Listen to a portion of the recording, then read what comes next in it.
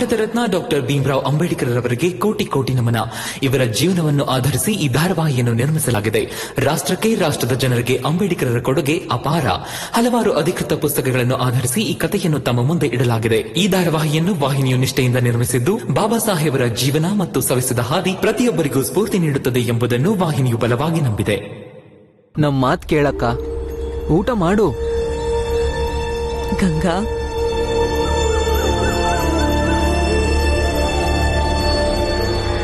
ನೋಡು ಮಗಳೇ, ಕಾಲ ನಮ್ಮಿಂದ ಸಾಕಷ್ಟನ್ನು ಕಿತ್ಕೊಂಡಿದೆ. ಎಷ್ಟಾಗುತ್ತೋ ಅಷ್ಟನ್ನ ಹೆಕ್ಕೋ ಸಮಯ ಇದು.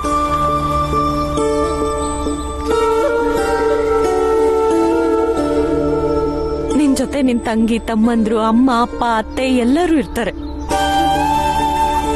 ಸ್ವಲ್ಪ ಊಟ ಮಾಡು ಪುಟ್ಟ. ನನ್ ಮಾತು ಕೇಳು ಮಗಳೇ. ಗಂಗಾ, ಸಮಾಧಾನ ಮಾಡ್ಕೊ.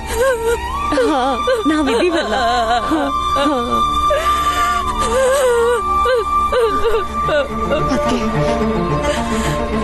ಊರಲ್ಲಿ ಎಲ್ಲ ಕೇರಿಗಳಲ್ಲೂ ಈ ರೋಗ ತುಂಬಾ ಬೇಗನೆ ಹರಡ್ತಾ ಇದೆ. ಈ ರೋಗ ಎಲ್ರನ್ನೂ ಒಂದೇ ಸಮ ಮಾಡಿದೆ. ಮೇಲು ಕೀಳು, ಶ್ರೀಮಂತ ಬಡವ ಅಂತ ಯಾರನ್ನೂ ಬಿಡ್ತಾ ಇಲ್ಲ. ಅದೆಷ್ಟು ಹೆಣ್ಣು ಮಕ್ಕಳು ವಿಧವೆ ಆಗ್ತಾರೋ ಏನೋ. ಇನ್ನು ಅದೆಷ್ಟು ಜನ ನಂತರ ಗಂಡನ್ ಕಳ್ಕೊಳ್ತಾರೋ. ನಿಜ ಹೇಳ್ತಿದ್ಯಾ ಗಂಗಾ. ಈ ರೋಗದಿಂದ ಜನ ಒಬ್ರಿಗೊಬ್ರು ಸಹಾಯ ಮಾಡಕ್ಕೂ ತಯಾರಿಲ್ಲ. ಈ ಭೀಮಾ, ರಾಮ್ಜಿ ಏನ್ ಮಾಡೋಕ್ಕಾಗುತ್ತೆ?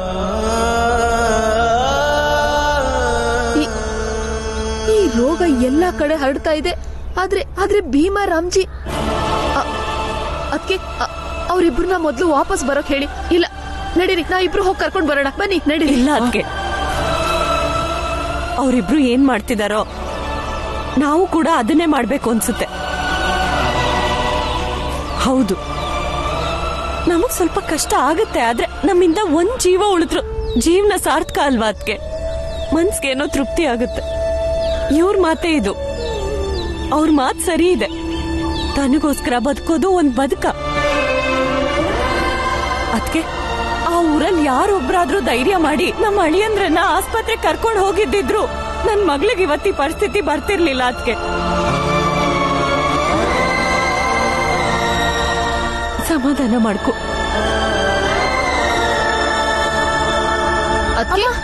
ಅದಕ್ಕೆ ಎಲ್ಲಿ ಹೋಗ್ತಿದ್ದೀರಾ? ಅದಕ್ಕೆ ಎಲ್ಲಿ ಹೋಗ್ತಿದ್ದೀರಾ ನೀವು? ನನ್ ಗಂಡನ ಹತ್ರ, ನನ್ ಮಗನ ಹತ್ರ. ಅವ್ರ ಜೊತೆನೆ ನಿಂತ್ಕೊಂಡು ಅವ್ರಿಗೆ ಸಹಾಯ ಮಾಡೋದಕ್ಕೆ. ನಮ್ಗಂತೂ ಜೀವನ ಏನೂ ಕೊಡ್ಲಿಲ್ಲ. ನಮ್ಮಿಂದ ಬೇರೆಯವ್ರಿಗಾದ್ರೂ ಸಹಾಯ ಆದ್ರೆ ನಾವು ಈ ಭೂಮಿ ಮೇಲೆ ಹುಟ್ಟಿದ್ದಕ್ಕೂ ಸಾರ್ಥಕ ಆಗುತ್ತೆ. ನಾನು ಹೋಗಿ ಬರ್ತೀನಿ. ಅದಕ್ಕೆ ನನ್ ಗಂಡನ್ ಸಹಾಯ ಮಾಡಕ್ಕೆ, ನನ್ ಮಗನ್ ಸ್ಥೈರ್ಯನ ಇನ್ನಷ್ಟು ಹೆಚ್ಚು ಮಾಡಕ್ಕೆ. ಹೋಗಕ್ ಬಿಡಿ ನನ್ನ.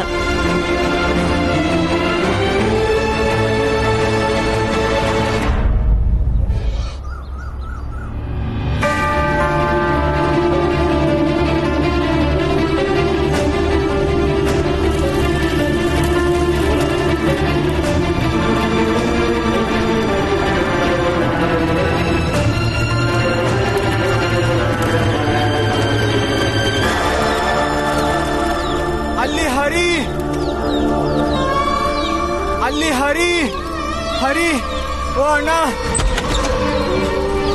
ಅಲ್ಲಿ ಅತ್ತಿಗೆ ವಾಂತಿ ಮಾಡ್ಕೋತಿದ್ದಾಳೆ. ಏನು? ಅಯ್ಯೋ ದೇವ್ರೆ, ಅವಳು ಬದುಕೋದು ಕಷ್ಟನೇ. ಖಂಡಿತ ಸತ್ತೋಗ್ತಾಳೆ. ನೋಡಿ ನೋಡಿ, ಹೆದರ್ಕೋಬೇಡಿ. ಆಸ್ಪತ್ರೆ ಕರ್ಕೊಂಡು ಹೋಗೋಣ, ನಡೀರಿ. ಒಂದ್ ಕೆಲ್ಸ ಮಾಡೋಣ, ನಾವೆಲ್ಲರೂ ಅಲ್ಲಿಗೆ ಹೋಗೋಣ.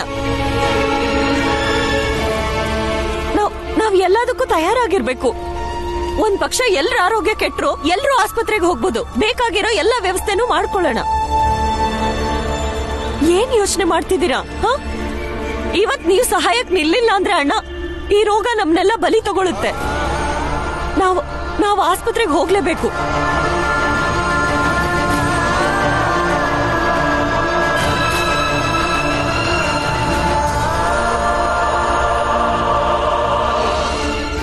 ಅಕ್ಕಂದ್ರ ಹೊರಗ್ ಬನ್ನಿ, ಅವ್ರನ್ನ ಆಸ್ಪತ್ರೆ ಕರ್ಕೊಂಡು ಹೋಗ್ಬಿಡಿ.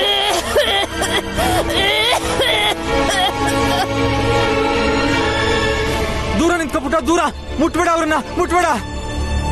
ದೂರ ನಿಂತ್ಕೋ, ಹಿಂದೆ ನಡಿ, ಮುಟ್ಬೇಡ. ನಾವ್ಯಾರೂ ಬದುಕಲ್ಲ. ನೀ ಹೇಳಿದ್ ಸರಿ, ಉಳಿಯೋದಿಲ್ಲ. ಇಲ್ಲಿ ಯಾರು ಬದುಕೋದಿಲ್ಲ, ಎಲ್ರು ಸಾಯ್ತೀವಿ. ಇಲ್ಲ ಇಲ್ಲ, ಹಾಗೆಲ್ಲ ಮಾತಾಡ್ಬೇಡಿ. ನೋಡಿ, ನಮ್ಮ ಯಜಮಾನ್ರು ಹೇಳಿದ್ದಾರೆ, ಆಸ್ಪತ್ರೆಗೆ ಹೋದ್ರೆ ಈ ರೋಗದಿಂದ ಗುಣಮುಖರಾಗ್ಬೋದು ಅಂತ, ನಾವೆಲ್ಲ ಬದುಕ್ಬೋದು. ಭೀಮಮ್ಮ, ನೀವು ಮನೆಗೆ ಹೋಗಿ, ಜೊತೆಗೆ ನಿಮ್ ಮಗ ಗಂಡನ್ನು ಕರ್ಕೊಂಡು ಹೋಗಿ. ಅವ್ರು ಚೆನ್ನಾಗಿರ್ಲಿ ಅಂತ ಬೇಡ್ಕೊಳ್ಳಿ. ನಮ್ಮನ್ನು ಕಾಪಾಡು ಅಂತ ನಾವು ಬೇಡ್ಕೊಳ್ತೀವಿ. ನೀವು ಹೊರಡಿ. ಇಲ್ಲ, ನಾನೆಲ್ಲೂ ಹೋಗಲ್ಲ. ನಾನು ಹೋಗಲ್ಲ, ನನ್ ಮಗ ಗಂಡನ್ನು ಮನೆಗೆ ಕರ್ಕೊಂಡು ಹೋಗಲ್ಲ. ಬರೀ ಪ್ರಾರ್ಥನೆ ಅಲ್ಲ, ನಾವೆಲ್ಲ ಒಟ್ಟಾಗಿ ರೋಗದ ವಿರುದ್ಧ ಹೋರಾಡ್ಲೇಬೇಕು. ಮತ್ತದ್ರ ವಿರುದ್ಧ ಗೆದ್ರೆ ಇದ್ ನನ್ನ ನಿಮ್ಮ ಗೆಲ್ವಲ್ಲ, ನಮ್ಮೆಲ್ಲರ ಗೆಲುವಾಗುತ್ತೆ. ದಯವಿಟ್ಟು ನನಗೆ ಸಹಾಯ ಮಾಡಿ. ರೋಗಿಗಳನ್ನ ಆಸ್ಪತ್ರೆಗೆ ಕರ್ಕೊಂಡು ಹೋಗ್ಲೇಬೇಕು. ಅಕ್ಕ, ನನ್ ಮಗಳಿಗೂ ಈ ರೋಗ ಬಂದಿತ್ತು. ಸರಿಯಾದ ಸಮಯಕ್ಕೆ ಆಸ್ಪತ್ರೆ ಕರ್ಕೊಂಡು ಹೋಗಿದ್ದಕ್ಕೆ ಸರಿ ಹೋಗಿದ್ದಾಳೀಗ. ಈಗ ಮನೆಗ್ ಬಂದಿದ್ದಾಳೆ. ಅಕ್ಕ, ನೀವಾದ್ರೂ ಹೇಳಿ ಇವ್ರಿಗೆ. ಏನಾಯ್ತು? ಸಾಯಕ್ಕೂ ಮೊದ್ಲೇ ಎಲ್ಲ ಸತ್ರ?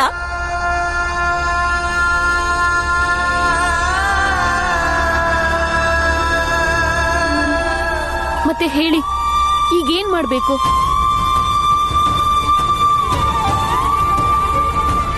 ನೋಡಿ, ನಾವು ಮೊದ್ಲು ಇವ್ರನ್ನ ಆಸ್ಪತ್ರೆ ಕರ್ಕೊಂಡು ಹೋಗ್ಬೇಕು. ನಿಮ್ ಹತ್ರ ಕಂಬಳಿ ಇದ್ರೆ ಕಂಬಳಿ ಹೊತ್ಕೊಂಡ್ ಬನ್ನಿ. ಮತ್ ನಿಮ್ ಕೈಗಳಿಗೆ ಒಳ್ಳೆ ಬಟ್ಟೆ ಸುತ್ಕೊಂಡ್ ಬನ್ನಿ. ಹೋಗಿ, ಬೇಗ ಬನ್ನಿ.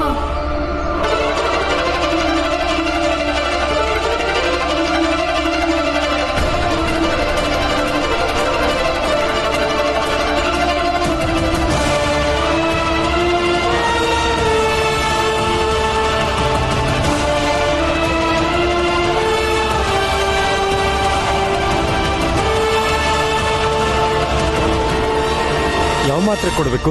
ಇವೆರಡು ಕೆಂಪು ಮಾತ್ರನ ಅವ್ರು ಕೊಡಿ. ಸರಿ ಆಯ್ತು. ಇದ್ರಲ್ಲಿ ಯಾವುದು? ಡಾಕ್ಟರ್, ದೂರ ಏನೇ ಹೇಳಂಗಿದ್ರು ದೂರದಿಂದನೇ ಹೇಳಿ.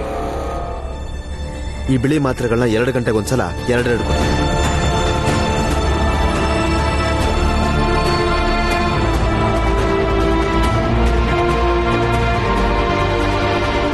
ನಿಧಾನ.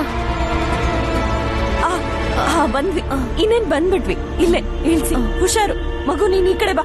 ನೀನ್ ಯಾಕೆ ಇಲ್ಲಿಗೆ ಬರಕ್ ಹೋದೆ? ಮಕ್ಕಳು, ಗಂಗಾ, ಮೀರಾ ಎಲ್ಲ ಅಲ್ಲೇ ಇರ್ತಾರೆ. ನೀವೆಲ್ಲಿರ್ತೀರೋ ನಾನಲ್ಲಿ. ನೋಡಿ, ಮೊದ್ಲು ಈಕೆಗೆ ಚಿಕಿತ್ಸೆ ಕೊಡ್ಸಿ, ಆಮೇಲೆ ನಮ್ ಬಗ್ಗೆ ಮಾತಾಡೋಣ. ಬನ್ನಿ. ದಾರಿ ಚಿದಾನಂದ್ರೆ, ನಮ್ ಕೇರಿಲಿ ಕಾಯಿಲೆ ತುಂಬಾ ಜನರಿಗೆ ಹರಡ್ತಾ ಇದೆ. ಏನ್ ಹೇಳ್ತಿದ್ಯೋ? ಬೇಗ ಬನ್ನಿ ಚಿದಾನಂದ್ರೆ, ತುಂಬಾ ಹೆದರಿಕೆ ಆಗ್ತಿದೆ. ಚಿದಾನಂದ್ರೆ, ಅವ್ರನ್ನು ಇಲ್ಲಿ ಕರ್ಕೊಂಡ್ ಬನ್ನಿ. ನಿಮ್ ಕೇರಿ ಜನರಿಗೆ ಡಾಕ್ಟರ್ ನಿಂತು ಚಿಕಿತ್ಸೆ ಕೊಡ್ತಾರೆ. ಏನ್ ನಿನ್ ಮಾತಿನ ಅರ್ಥ? ನಿಮ್ ಕಡೆ ರೋಗಿಗಳ ಜೊತೆ ನಮ್ಮವರೇ ಇಲ್ಲಿಗೆ ಬಂದು ಔಷಧಿ ತಗೋಬೇಕಾ? ಜಾತಿ ಕೇಳಿ ರೋಗ ಬರಲ್ಲ. ರೋಗಕ್ಕೆ ಜಾತಿ ಬಣ್ಣ ಬಳಿತಿದ್ದೀರಾ? ಮೊದಲು ಜೀವ ಉಳಿಸ್ಕೊಳ್ಳಿ, ಆಮೇಲೆ ಬೇಕಿದ್ರೆ ಜಾತಿ ಬಗ್ಗೆ ಮಾತಾಡೋಣ. ಇಲ್ಲೂ ಬುದ್ಧಿ ಹೇಳಕ್ ಬರ್ಬೇಡ ಭೀಮಾ.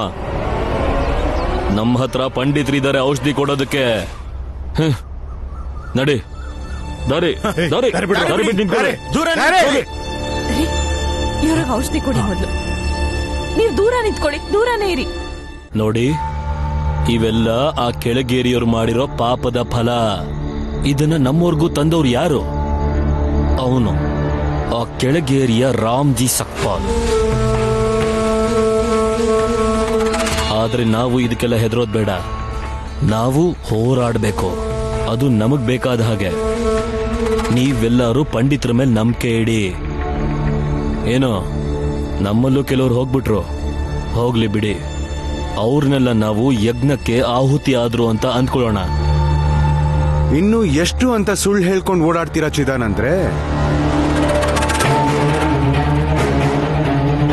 ಓದೋದ್ರಲ್ಲಿ ಹಿಂದಿರ್ಬೋದು ಅವರು, ಆದ್ರೂ ಚಿಕಿತ್ಸೆ ಪಡಿತಿದ್ದಾರೆ ಆಸ್ಪತ್ರೆಯಲ್ಲಿ. ಆದ್ರೆ ನೀವಿಲ್ ನೋಡಿದ್ರೆ ಜನರಿಗೆಲ್ಲ ಇಲ್ದೇ ಇರೋ ನಂಬಿಕೆ ಹುಟ್ಟಿಸಿ ಪಂಡಿತರನ್ನ ನಂಬಿ ಅಂತಿದ್ದೀರಾ. ಪಂಡಿತರು ಕೂಡ ಒಳ್ಳೆ ಚಿಕಿತ್ಸೆನೆ ಕೊಡ್ತಾರೆ ಅಂತ ಗೊತ್ತು ನನ್ಗೆ. ಆದ್ರೆ ಸದ್ಯದ ಈ ಮಹಾಮಾರಿಗೆ ನಿಮ್ ಪಂಡಿತರ ಹತ್ರ ಯಾವುದೇ ಔಷಧಿನೂ ಇಲ್ಲ. ಕೀಟಗಳಿಂದ ಹರಡೋ ರೋಗ ಇದು. ಮತ್ತಿದು ಕೇವಲ ಆ ಪರಂಗಿಗಳ ಇಂಗ್ಲಿಷ್ ಔಷಧಿ ಒಂದೇ ಮದ್ದು. ನಾನು ಹೇಳೋದು ಒಂದೇ, ಪಂಡಿತರ ಮೇಲೆ ಭಾರ ಹಾಕೋದಕ್ಕಿಂತ ಇಂಗ್ಲಿಷ್ ಔಷಧಿಗೆ ಮೊರೆ ಹೋಗಿ. ಕುಲಕರ್ಣಿ, ತಲೆಗೆಲ್ಲ ಕೆಟ್ಟಿದ್ಯಾ? ನೋಡು, ಇಲ್ಲಿ ಮತ್ತೆ ನಿನ್ ಚೇಷ್ಟೆ ಶುರು ಮಾಡ್ಬೇಡ. ಏನ್ ನಿನ್ ಮಾತಿನ ಅರ್ಥ? ಅಂದ್ರೆ ನೀ ಹೇಳ್ತಿರೋದು ಈ ಕೆಳಗೇರಿ ಜನರು ನಮ್ ಜೊತೆನಲ್ಲಿ ಚಿಕಿತ್ಸೆ ಪಡ್ಕೋಬೇಕು ಅಂತ. ರೋಗನ ಮುಂದಿಟ್ಕೊಂಡು ರೀತಿ ನೀತಿ ಬಿಡಕ್ಕಾಗುತ್ತಾ? ನೀನ್ ಆಚಾರನ ಆಮೇಲೆ ಉಳಿಸ್ಕೊ ಮಂಗೇಶ, ಮೊದಲು ಜೀವ ಉಳಿಸ್ಕೊಳ್ಳೋದು ನೋಡು. ನೀವು ಅಷ್ಟೇ, ಔಷಧಿ ಎಲ್ಲಿದ್ಯೋ ಅಲ್ಲಿಗೆ ಹೋಗಿ ಚಿಕಿತ್ಸೆ ಪಡೀರಿ. ಒಂದ್ಸಲ ಆಸ್ಪತ್ರೆಗೆ ಹೋಗಿ ನೋಡಿ ಎಷ್ಟು ಜನ ರೋಗದಿಂದ ಮುಕ್ತಿ ಹೊಂದಿ ಅವ್ರವ್ರ ಮನೆಗೆ ಹೋಗ್ತಿದ್ದಾರೆ ಅಂತ. ಹಂಗೆ ನಿಮ್ ಸುತ್ತನೂ ನೋಡಿ ಈ ಕೇರಿನಲ್ಲಿ ಎಷ್ಟು ಜನ ಈ ರೋಗ ಬಂದ್ ಸತ್ತಿದ್ದಾರೆ ಅಂತ. ಇದನ್ನೇ ನಾನು ಹೇಳ್ತಾ ಇರೋದು ಕುಲಕರ್ಣಿ. ಅವ್ರ ಕಡೆ ಯಾಕೆ ಕಮ್ಮಿ ಜನ ಸಾಯ್ತಿದ್ದಾರೆ? ಆಸ್ಪತ್ರೆಗೆ ಹೋಗಿದ್ದಕ್ಕೆ ಬದುಕಿರೋದಲ್ಲ ಅವ್ರು ಬದುಕಿರೋದೆ ಅವರು ಕೊಚ್ಚೆನಲ್ಲಿದ್ದ ಕಾರಣಕ್ಕೆ. ಆದ್ರೆ ನಾವು ಮೇಲ್ನವರು ಹೀಗಿರೋದಕ್ಕೇನೆ ನಮ್ಗೆ ಯಾವ ರೋಗನೂ ಬಂದಿಲ್ಲ, ಮತ್ತೆ ನಮ್ಮಿಂದನೇ ಅವ್ರಿಗೆ ಕಾಯಿಲೆ ಕಡಿಮೆ ಆಗೋದು. ಈ ಪ್ಲೇಗ್ ರೋಗ ಹರಡೋದಕ್ಕೆ ಅವರೇ ಮುಖ್ಯ ಕಾರಣ. ನಮ್ಮವರು ಜಾಸ್ತಿ ಜನ ಸಾಯ್ಬೇಕು ಅನ್ನೋದೇ ಅವ್ರ ಆಸೆ, ತಿಳ್ಕೋ. ನಿಮ್ ಮಾತನ್ನ ಒಪ್ತೀನಿ, ನಾನು ಇದನ್ನೇ ಹೇಳ್ಬೇಕು ಅಂತಿದ್ದೆ. ಅವ್ರಿಗೆ ಬೇಕಾಗಿರೋದು ಇದೆ. ನಮ್ಮಲ್ಲೂ ರೋಗ ಹರಡಿ ನಾವೆಲ್ಲ ಆಸ್ಪತ್ರೆಗೆ ಹೋದ್ರೆ ನಗಾಡೋದಕ್ಕೆ ವಿಷಯ ಸಿಗತ್ತಲ್ಲ. ನೋಡ್ರೋ, ಮೇಲಿನ ಕೇರಿನವರು ನಮ್ ಪಕ್ಕನೆ ಬಂದು ಔಷಧಿ ತಗೋತಿದ್ದಾರೆ ಅಂತ ಅಲ್ವಾ? ಆಹಾ, ಎಂಥೆಂಥ ಕಲ್ಪನೆಗಳಲ್ಲಿದ್ದೀರಾ ನೀವೆಲ್ಲ. ಕಲ್ಪನೆಗೂ ಮಿತಿ ಬೇಡವಾ? ಕಲ್ಪನೆ ಅಲ್ಲ, ಚಿದಾನಂದ್ರು ಸರಿಯಾಗಿ ಹೇಳಿದ್ದಾರೆ. ನಮ್ ಜೀವ ಹೋದ್ರೆ ಹೋಗ್ಲಿ, ಆದ್ರೆ ನಾವು ಆಸ್ಪತ್ರೆಗೆ ಹೋಗಲ್ಲ. ಕೇಳಿಸ್ಕೊಂಡ್ಯಾ? ನಿನಗಿಂತ ಎಷ್ಟೋ ವಾಸಿಯವರು. ಧನ್ಯ ನೀವೆಲ್ಲ. ಏ ಕುಲಕರ್ಣಿ, ಆಯ್ತಲ್ಲ ಮುಖಕ್ ಮಂಗಳಾರತಿ, ನಡಿ ಇಲ್ಲಿಂದ, ನಡಿ ನಡಿ. ಹೊರಡು.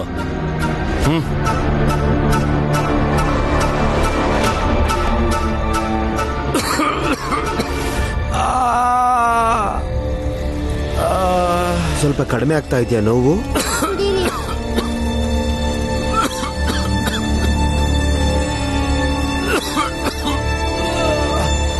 ಈಗ ಸ್ವಲ್ಪ ಆರಾಮ್ ಅನ್ನಿಸ್ತಾ ಇದೆಯಾ ನಿಮ್ಗೆ? ಸರಿ, ಹೋಗುತ್ತೆ. ಡಾಕ್ಟರ್ ಸಾಹೇಬ್ರೆ, ಈ ರೋಗ ಮತ್ತೆ ಇದನ್ನ ತಡೆಯೋದ್ರ ಬಗ್ಗೆ ನಿಮ್ಗೆ ಚೆನ್ನಾಗಿ ಗೊತ್ತಿದೆ. ಈ ಪ್ಲೇಗ್ ರೋಗನ ತಡೆಯೋದ್ರ ಬಗ್ಗೆ ಸ್ವಲ್ಪ ಮಾಹಿತಿ ಕೊಡ್ತೀರಾ? ಈ ರೋಗ ಹರಡೋದಕ್ಕೆ ಮುಖ್ಯವಾದ ಕಾರಣ ಇಲಿಗಳು.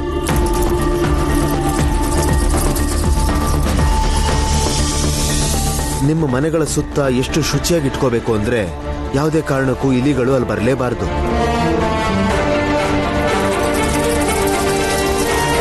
ಈ ರೋಗ ಹರಡೋದು ಇಲಿಗಳಿಂದ ಅಂತ ನಮಗೂ ಗೊತ್ತು. ಆದ್ರೆ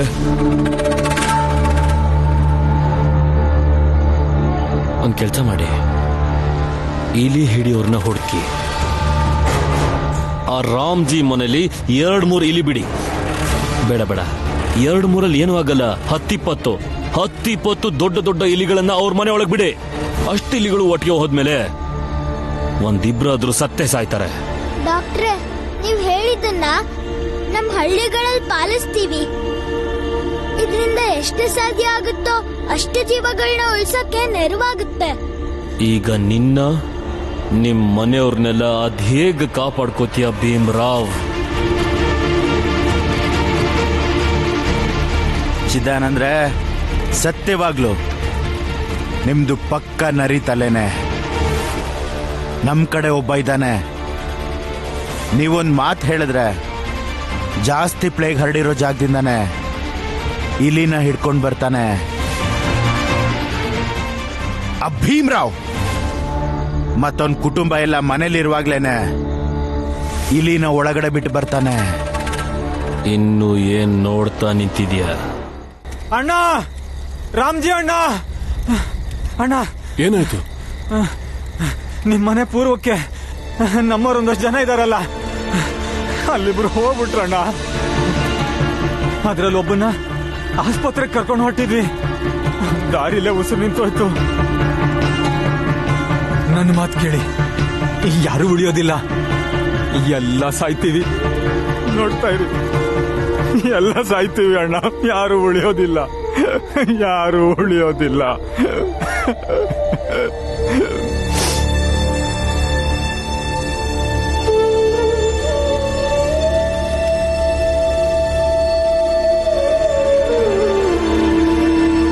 ಹೆದರ್ಕೋಬೇಡಿ, ಎದ್ದೇಳು, ಬಾ ನನ್ ಜೊತೆ.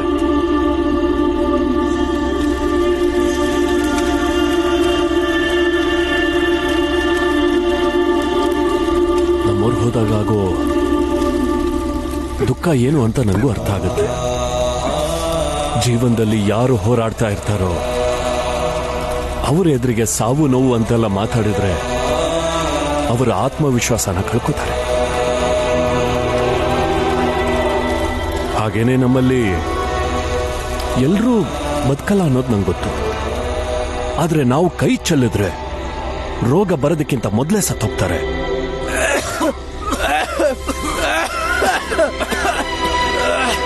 ನೀವು ಸರಿಯಾಗಿ ಹೇಳ್ತಿದ್ದೀರಾ ರಾಮ್ಜಿ ಅಣ್ಣ. ಇವ್ರ ಮುಂದೆ ನಾನು ಹಂಗೆಲ್ಲ ಮಾತಾಡಬಾರ್ದಿತ್ತು. ಇನ್ನಿಂತ ತಪ್ಪು ಮಾಡಲ್ಲ, ಇನ್ಮೇಲೆ ಹೇಳಲ್ಲ.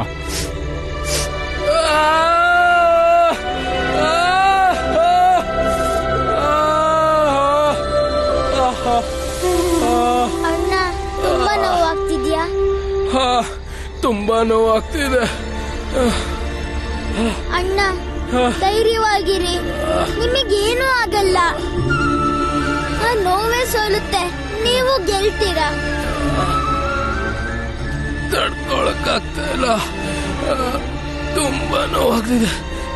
ಇಂಥ ನೋವು ಆಗೇ ಇಲ್ಲ. ಈ ತರ ನೋವು ನಮಗ್ ದಿನ ಆಗ್ತಾ ಇರುತ್ತೆ. ಆದ್ರೆ ನಾವು ಹೋರಾಟ ಮಾಡ್ತೀವಲ್ಲ. ಕೆಲವೊಂದಿನ ನಮಗ್ ಕುಡಿಯಕ್ಕೂ ನೀರು ಸಿಗ್ತಿರ್ಲಿಲ್ಲ, ದಾರಿನಲ್ಲಿ ನಮಗ್ ಓಡಾಡಕ್ಕೂ ಬಿಡ್ತಿರ್ಲಿಲ್ಲ. ಪೊರ್ಕೆ ಮಡಕೆಗಳಿಲ್ಲ ಅಂದ್ರೆ ನಾವು ಅವ್ರ ಬೀದಿಲೇ ಹೋಗಕ್ಕಾಗೋದಿಲ್ಲ. ನಮಗ್ ಆಸ್ಪತ್ರೆ ಒಳಗೂ ಬಿಡ್ತಿರ್ಲಿಲ್ಲ. ಈ ಆಸ್ಪತ್ರೆ, ಈ ಡಾಕ್ಟ್ರು, ಈ ಔಷಧಿ ಎಲ್ಲ ನಮ್ದೇನೆ. ನಮ್ಮಂತ ಮೇಲ್ನವ್ರಿಗೆ, ನಿಮ್ಮಂತ ಕೆಳಗೇರಿಯವ್ರಿಗಲ್ಲ. ಆದ್ರೆ ನಾವಿದನ್ನೆಲ್ಲ ಮೀರಿ ಬೆಳೆದ್ವಿ ಅಲ್ವಾ?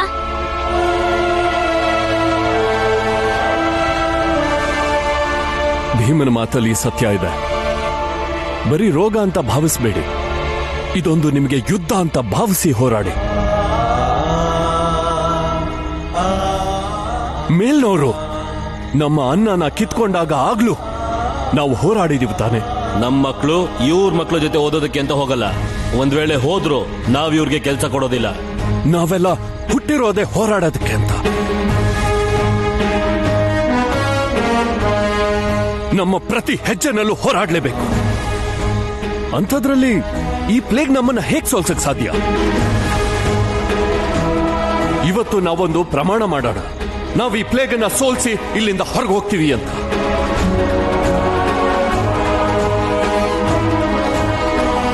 ಇದು ಮಹಾಮಾರಿ, ಆ ದೇವ್ರು ಕೊಟ್ಟಿರೋ ಶಾಪ ಇದು.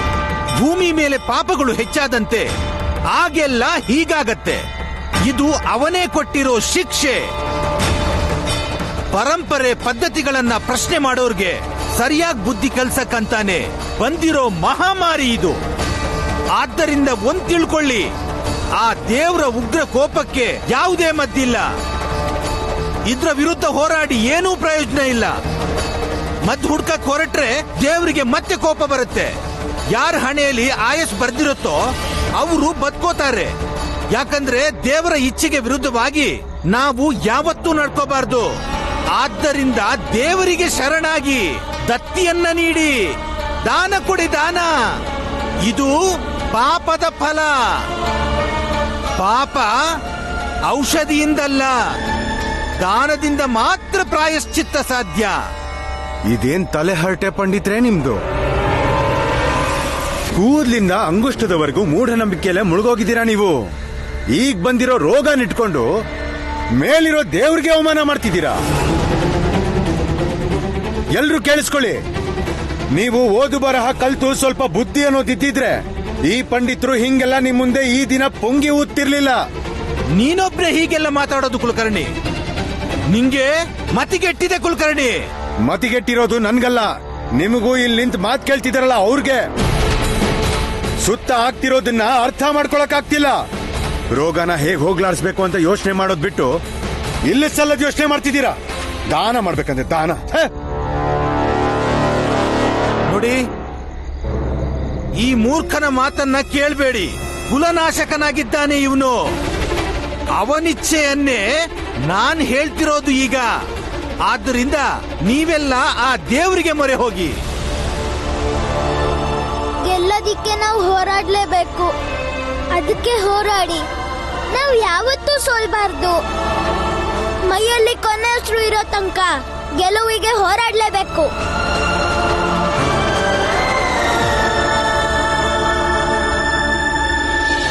ರಾಮ್ಜಿ, ಅದ್ಗೇನ ಮತ್ತೆ ಭೀಮನ್ನ ಮನೆಗ್ ಕರ್ಕೊಂಡು ಹೋಗಿ ಊಟ ಮಾಡಿ ಸ್ವಲ್ಪ ಹೊತ್ತು ವಿಶ್ರಾಂತಿ ಪಡೀರಿ. ಮನೇಲೂ ಮಕ್ಕಳು ಮತ್ತೆ ಮೀರಕ್ಕ ಎಲ್ಲ ಕಾಯ್ತಾ ಇರ್ತಾರೆ.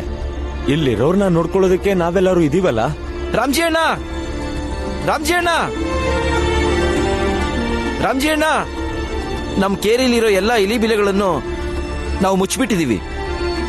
ಮತ್ತೆ ಇಲಿಗಳನ್ನ ಹಿಡಿದು ಊರಾಚೆ ತಗೊಂಡು ಹೋಗಿ ಬಿಟ್ಟು ಬರ್ತಾ ಇದೀವಿ. ಈ ಕೆಲಸದಿಂದ ಹರಡುವಂತ ರೋಗನೂ ತಡಿಬಹುದು, ಆದ್ರೆ ಇಲಿಗಳನ್ನ ಮುಟ್ಟೋದ್ರಿಂದಾನೂ ನಮಗೆ ರೋಗ ಹರಡ್ಬೋದಲ್ವಾ? ಇಲ್ಲ ರಾಮ್ಜಿ ಅಣ್ಣ, ನಾವ್ ಇಲಿಗಳನ್ನ ಮುಟ್ತಾನೆ ಇಲ್ಲ. ಅವುಗಳನ್ನ ಬೋನ್ಗಳ ಮೂಲಕ ಹಿಡಿತಾ ಇದೀವಿ. ಇನ್ನೇನಿಷ್ಟರಲ್ಲೇ ನಮ್ ಕೇರಿ ಇಲಿಗಳಿಂದ ಮುಕ್ತ ಆಗತ್ತೆ. ಬರೀ ನಮ್ ಕೇರಿ ಮಾತ್ರ ಅಲ್ಲ, ಊರವರೆಲ್ಲ ಈ ಕೆಲಸ ಮಾಡ್ಲೇಬೇಕು. ಜೀವ ಯಾರ್ದೇ ಆಗಿರ್ಲಿ, ಉಳಿಸೋದು ನಮ್ಮ ಕರ್ತವ್ಯ. ಅದು ಮೇಲ್ನೋರ್ ಜೀವ ಆಗಿದ್ರು ಸರಿ, ಅಥವಾ ನಮ್ಮೋರ್ ಜೀವ ಆಗಿದ್ರು ಸರಿ. ಸರಿ ರಾಮ್ಜಿ ಅಣ್ಣ, ಸರಿ. ಪಂಡಿತ್ರೆ, ನಮ್ ಕೇರಿನಲ್ಲಿ ಇನ್ನೂ 4 ಜನ ಸತ್ತೋದ್ರು. ಏನು? ಈ ರೋಗ ನಮ್ ಜೀವ ತೆಗೆಯೋ ತನಕ ಹೋಗಲ್ಲ ಅನ್ಸುತ್ತೆ. ಹೌದಣ್ಣ, ಈ ರೋಗ ಇನ್ನೆಷ್ಟು ಬಲಿ ಕೇಳುತ್ತೋ. ಬರೀ ಸೋಕಿದ್ರೆ ಸಾಕು, ಸತ್ತೋಗ್ಬಿಡ್ತಾರೆ. ಎಷ್ಟು ಸಲ ಹೇಳಿದ್ದೀನಿ, ಇದು ರೋಗ ಅಲ್ಲ, ದೇವರು ಕೊಟ್ಟಿರೋ ಶಿಕ್ಷೆ. ಸತ್ತಿರೋರೆಲ್ರೂ ದೇವರ ಕೋಪಕ್ಕೆ ಗುರಿಯಾಗಿರೋರು. ಜೀವ ಉಳಿಸ್ಕೊಂಡಿರೋದು ಅವನು ಹೇಳ್ಕೊಟ್ಟಿರೋ ಪಾಠದಿಂದ. ಮುಂದೆ ಸರಿಯಾಗಿ ಬದುಕಬೇಕು. ಯಾರು ಇನ್ಮುಂದೆ ನಮ್ಮನ್ನ ಪ್ರಶ್ನೆ ಮಾಡಬಾರ್ದು. ನನಗೆ ಪಂಡಿತರ ಮಾತಲ್ಲಿ ಪೂರ್ತಿ ವಿಶ್ವಾಸ ಇದೆ. ಅವ್ರ ಮಾತು ಕೇಳಿ, ಇದೆಲ್ಲ ಆ ದೇವರ ಆಟ ಅಷ್ಟೇ. ನಾವು ಮಾಡಿರೋ ಪುಣ್ಯದ ಫಲ ನಮ್ಮನ್ನ ಈ ರೋಗದಿಂದ ರಕ್ಷಿಸುತ್ತೆ. ಇದೇ ಸತ್ಯ ಆಗಿದ್ರೆ ನೀವು ಜೀವಂತ ಇರ್ಲೇಬಾರ್ದಾಗಿತ್ತು ಪಂಡಿತ್ರೆ. ಜನರ ಮನ್ಸಲ್ಲಿ ವಿಷ ತುಂಬ್ತಿದ್ದೀರಾ ನೀವು. ಅದಲ್ದೆ ಜನರಿಗೆಲ್ಲ ವದಂತಿ ಹಬ್ಬಿಸ್ತಿದ್ದೀರಾ. ಅದ್ಯಾವ ಪುಣ್ಯದ ಕೆಲ್ಸ ನಿಮ್ಮನ್ನ ಕಾಪಾಡುತ್ತೀಗ? ಈ ಮಹಾಮಾರಿಯಿಂದ ನೀನಿನ್ನು ಸತ್ತಿಲ್ವಲ್ಲೋ ಕುಲಕರ್ಣಿ. ಯಾಕಂದ್ರೆ ಒಳ್ಳೆ ಕೆಲಸ ಮಾಡಿ ಪುಣ್ಯ ಸಂಪಾದಿಸೋದಕ್ಕೆ ಪ್ರಯತ್ನ ಪಡ್ತಿದ್ದೀನಿ. ನೀವ್ ಈಗ ತಾನೇ ಹೇಳಿದ್ರಲ್ಲ, ನೀವು ಮಾಡಿರೋ ಪುಣ್ಯ ನಿಮ್ಮನ್ನ ಕಾಪಾಡುತ್ತಂತ. ಮತ್ ನೀವು ಕೇಳಿಸ್ಕೊಳ್ಳಿ, ಈ ರೋಗಕ್ಕೆ ಮದ್ದು ಆಸ್ಪತ್ರೆನಲ್ಲಿದೆ. ದಿನ ಇಡೀ ಪ್ರಾರ್ಥನೆ ಮಾಡೋದ್ರಲ್ಲಿಲ್ಲ.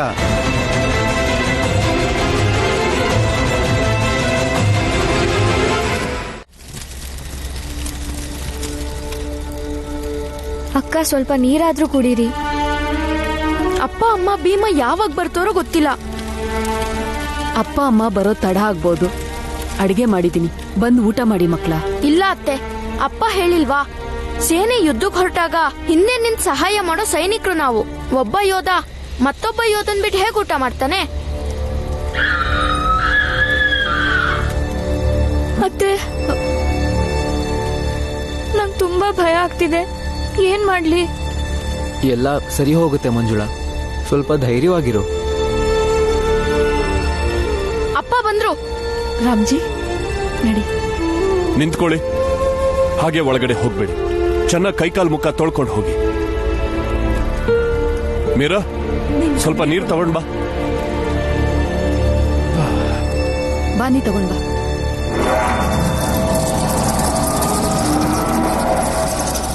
ಇಲಿಗಳನ್ನ ಏನ್ ಮಾಡ್ಲಿ? ಹಿಂದೆ ಹಿಂದೆ ನಿಂತ್ಕೋ.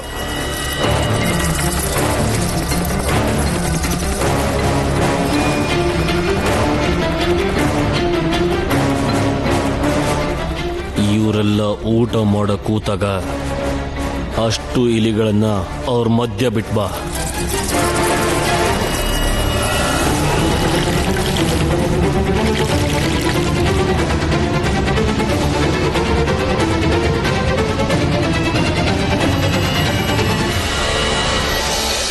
ತಗೋ ಇದು ಕೊಡೋರ್ಗೆ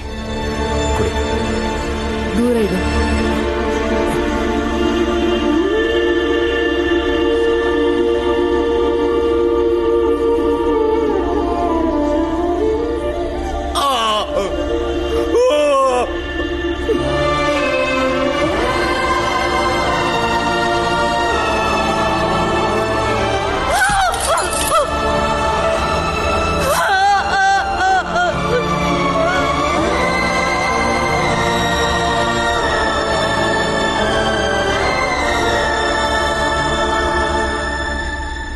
ಚೆನ್ನಾಗಿ ತೊಳ್ಕೊ ಭೀಮಾ, ಚೆನ್ನಾಗಿ ಉಜ್ಜು.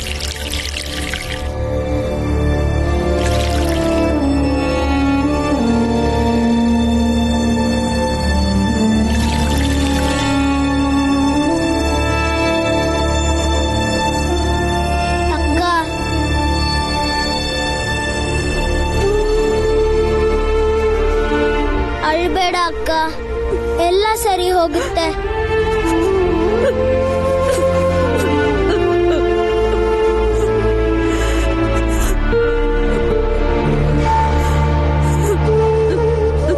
ಬನ್ನಿ, ನಾನು ಎಲ್ರಿಗೂ ಊಟ ಬಡಿಸ್ತೀನಿ. ನಡೀರಿ, ಎಲ್ಲ ಒಳಗ್ ನಡೀರಿ, ಎಲ್ರಿಗೂ ಹೊಟ್ಟೆ ಹಸ್ತಿರ್ಬೇಕಲ್ವಾ?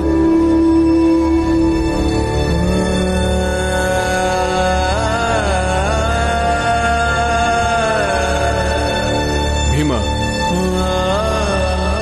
ಗಂಗಕ್ಕನ್ನ ಒಳಗ್ ಕರ್ಕೊಂಡು ನಡಿ. ಬಾ ಅಕ್ಕ.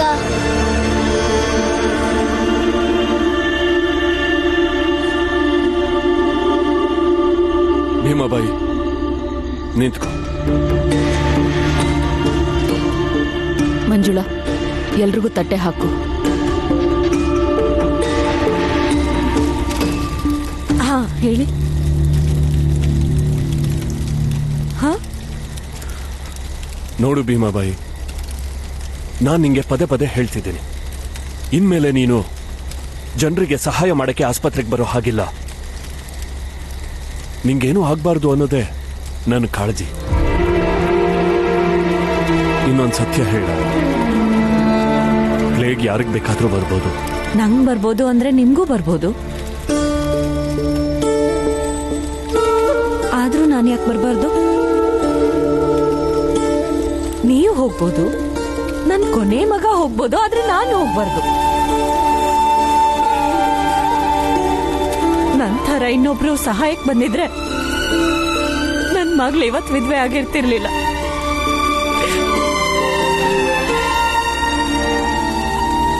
ಹೌದು ಭೀಮಾಬಾಯಿ,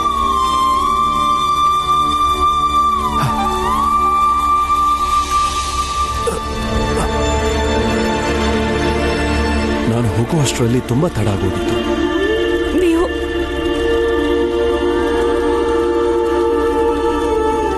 ಹಣೆ ಬರ ಹೀಗೆ ಬರ್ದಿದೆ ಅನ್ಸುತ್ತೆ. ಆದ್ರೆ ಈಗ ಹಾಗಾಗೋದ್ ಬೇಡ. ನೋಡು ಭೀಮಾಬಾಯಿ, ನಿಂಗ್ ಮೊದ್ಲೇ ಹುಷಾರಿಲ್ಲ. ಹೀಗಿದ್ದಾಗ ಸೋಂಕು ಬೇಗ ಹರಡುತ್ತೆ.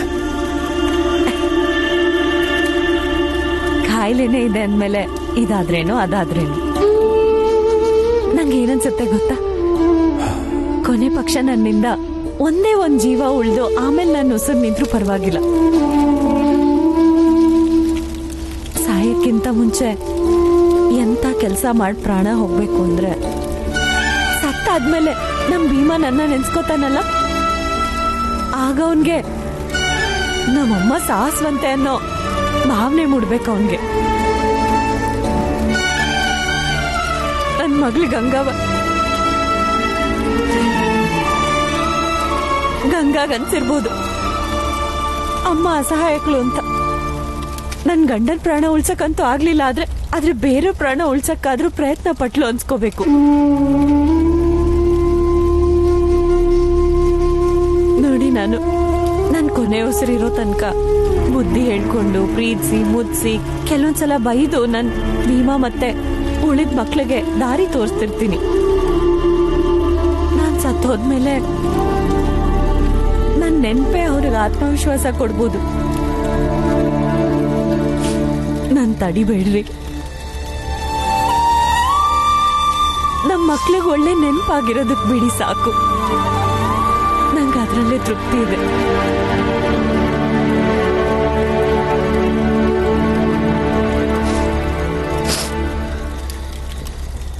ರಾಮ್ಜಿ, ಅದಕ್ಕೆ ಹೊರಡೋದಕ್ಕಿಂತ ಮೊದಲು ಹೇಳ್ಬಿಟ್ಟೆ ಹೋಗಿದ್ರು. ನನ್ ಗಂಡ ನಿಸ್ವಾರ್ಥವಾಗಿ ಜನರ ಸೇವೆ ಮಾಡ್ತಿದ್ದಾರೆ, ಪರೋಪಕಾರದ ಕೆಲಸ ಮಾಡ್ತಿದ್ದಾರೆ. ಇಂಥ ಕಾರ್ಯದಲ್ಲಿ ನಾನು ಜೊತೆಗೆ ನಿಂತ್ರೆ ನನಗೂ ನೆಮ್ಮದಿ ಸಿಗುತ್ತೆ ಅಂತ. ಅವರು ಯಾವತ್ತೂ ಹೇಳೋದಿಲ್ಲ, ಆದ್ರೆ ನನಗ್ ಗೊತ್ತು. ಮಕ್ಕಳ ಬಗ್ಗೆ ಎಷ್ಟು ಚಿಂತೆ ಮಾಡ್ತಾರೋ ನಿಮ್ ಬಗ್ಗೆನೂ ಅಷ್ಟೇ ಚಿಂತೆ ಮಾಡ್ತಾರೆ. ಈ ಕಾರ್ಯದಲ್ಲಿ ನಿಮ್ಗೆ ಸಹಾಯ ಮಾಡಿ ನಿಮ್ಗೆ ತಕ್ಕನಾದ ಹೆಂಡತಿ ಆಗೋದಕ್ಕೆ ಪ್ರಯತ್ನ ಪಡ್ತಿದ್ದಾರೆ. ಮಾತೆತ್ತಿದ್ರೆ ಸಾಯೋ ಮಾತಾಡ್ತಾರೆ. ನಂಗೆ ಆಯಸ್ ಕಮ್ಮಿ ಇದೆ, ನಾನ್ ಸತ್ತು ಹೋಗ್ತೀನಿ ಅಂತ. ಹಾಗಿದ್ರೆ ನನ್ನ ಆಯಸ್ಸು ಕೊಟ್ಟು ಬಿಡ್ತೀನಿ. ನೀನಿಲ್ದೆ ರಾಮ್ಜಿ ಶೂನ್ಯ ಕಣೆ. ಕೇಳಿಸ್ಕೊಂಡ್ಯಾ? ನೀನಿಲ್ದೆ ರಾಮ್ಜಿ ಶೂನ್ಯ ಆಗ್ಬಿಡ್ತದೆ.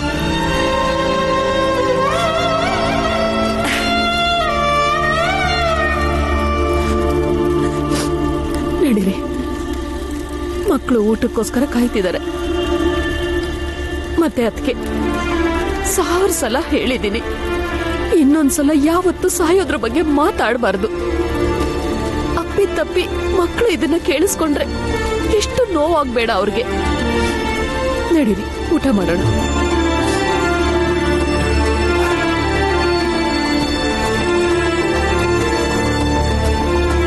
ಭೀಮಾಬಾಯಿ,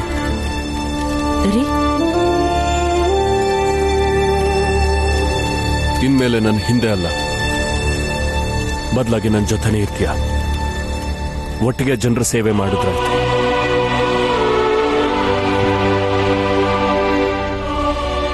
ನಡಿ. ರೊಟ್ಟಿ ತಗೋ, ತಿನ್ನಿ ಮಕ್ಳ. ಹಸುವಾಗಿರ್ಬೇಕಲ್ವಾ, ಬೇಗ ಬೇಗ ಊಟ ಮಾಡಿ.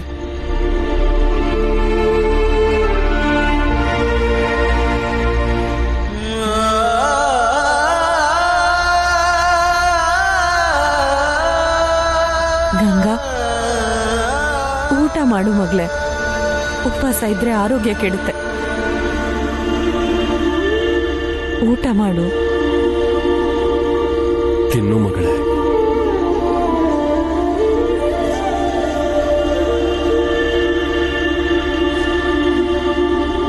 ಅಕ್ಕ ತಿನ್ನು, ನನ್ಗೋಸ್ಕರ ತಿನ್ನು.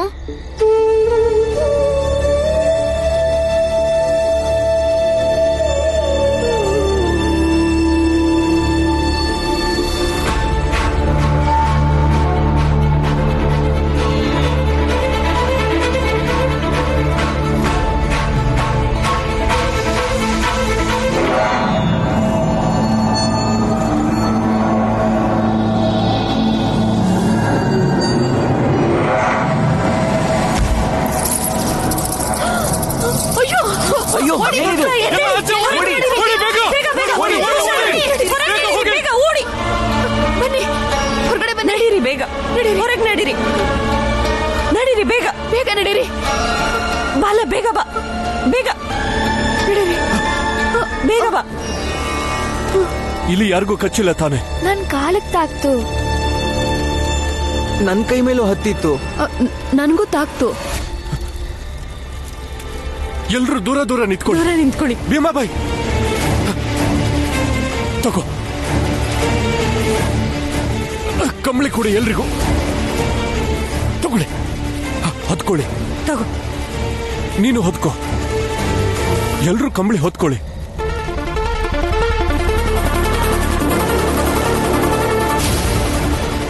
ಭೀಮಾಬಾಯಿ, ನೀನ್ ನನ್ ಜೊತೆಗ್ ಬಾ. ಬಾವಿಯಿಂದ ನೀರ್ ತರಬೇಕು. ಎಲ್ರೂ ಕೈಕಾಲು ತೊಳ್ಕೊಂಡ್ರಾಯ್ತು. ಇನ್ನೊಂದು ವಿಷಯ, ಯಾರೂ ನಿಮ್ಮ ಕೈಗಳಿಂದ ಮೂಗು ಬಾಯಿಯನ್ನ ಮುಟ್ಕೋಬೇಡಿ. ಮತ್ತೆ ಎಲ್ರೂ ಒಬ್ರಿಂದ ಒಬ್ರು ದೂರನೇ ನಿಂತಿರಿ.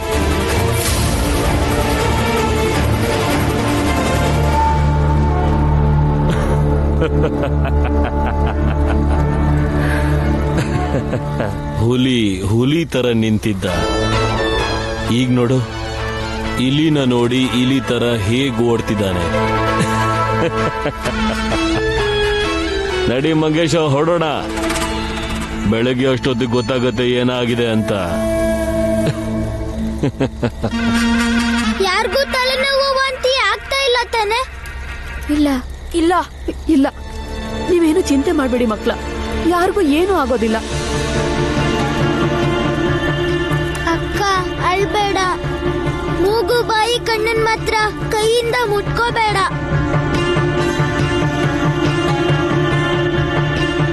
ಕಪ್ಪು ಕಲೆ ಏನಾದ್ರೂ ಬಂದಿದ್ಯಾ ಅಂತ ನಿಮ್ಮೈನ ನೋಡ್ಕೋತಾ ಇರಿ.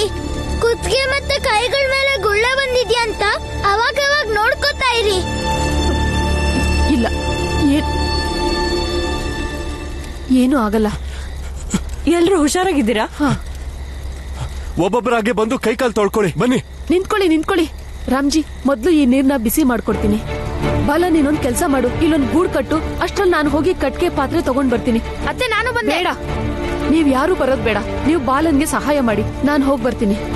ನಡಿ ಬಾಲಣ್ಣ. ಹೋಗಿ ಮಕ್ಕಳು, ಬೇಗ ಹೋಗಿ.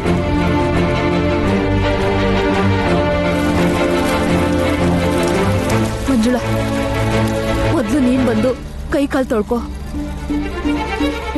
ಹೆದರ್ಕೋಬೇಡ ಮಗಳೇ, ಹೆದರಿಕೆನೆ ಸೋಲಿಗೆ ಮೊದಲನೇ ಹೆಜ್ಜೆ. ನಿಮ್ಮಪ್ಪ ನಿನಗೆ ಹೋರಾಟ ಮಾಡೋದನ್ನ ಹೇಳ್ಕೊಟ್ಟಿದ್ದಾನೆ.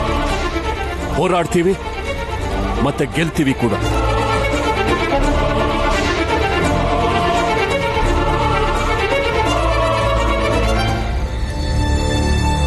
ಕೈ ಕೊಡು. ಚೆನ್ನಾಗಿ ಉಜ್ಜಿ ಕೈನ ತೊಳಿ.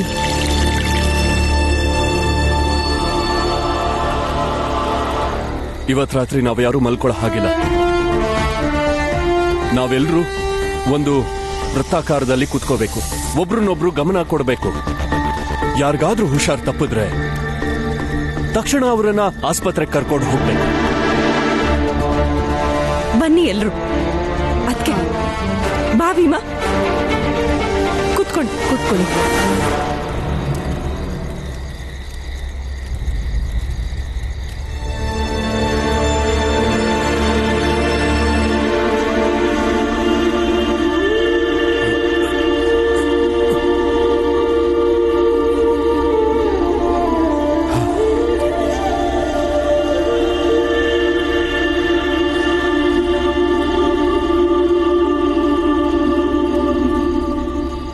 ಹೋಗು ಭೀಮಾ, ಕುತ್ಕೋ, ಹೋಗು. ಕೂತ್ಕೋತೀನಿ ಅಪ್ಪ. ಹಾಗೆ ಸುಮ್ನೆ ಯೋಚನೆ ಬಂತು. ಏನು ಯೋಚಿಸ್ತಾ ಇದೀಯಾ? ಅದೇ, ನಾವೆಂತ ಸಮಾಜದಲ್ಲಿದ್ದೀವಿ ಅಂದ್ರೆ, ಪ್ಲೇಗ್ ಬಂದಾಗ ನಾನು, ನೀವು, ಅಮ್ಮ ಮತ್ ನಾವೆಲ್ಲ ಮನೆ ಮಂದಿ ಇಡೀ ಊರವ್ರ ಕಷ್ಟಕ್ಕೆ ಎಷ್ಟು ನೆರವಾದ್ವಿ.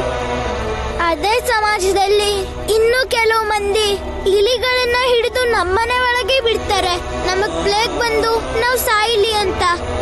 ಇದನ್ನ ನಾನು ಯಾವತ್ತೂ ಮರೆಯೋದಿಲ್ಲ. ಈ ನೋವು ನನ್ನನ್ನು ಯಾವಾಗ್ಲೂ ಕಾಡುತ್ತೆ. ಖಂಡಿತ ಮರಿಬೇಡ. ಕುತ್ಕೋ ಬಾ.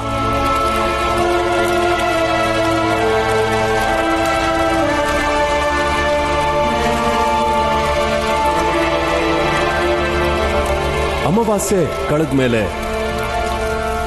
ಚಂದ್ರ ಮತ್ತೆ ಬೆಳಗ್ತಾನೆ ಅನ್ನೋದನ್ನ ಮರಿಬೇಡ.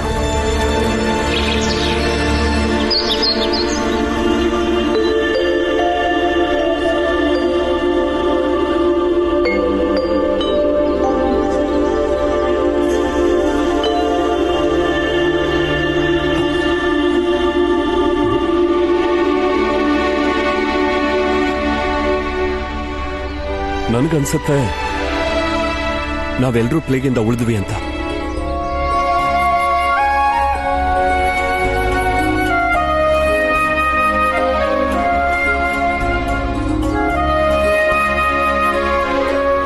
ಹೌದು ರಾಮ್ಜಿ, ಇಡೀ ರಾತ್ರಿ ಕಳೆದ್ರೂ ಯಾರಿಗೂ ರೋಗದ ಲಕ್ಷಣಗಳು ಕಾಣಿಸ್ತಿಲ್ಲ.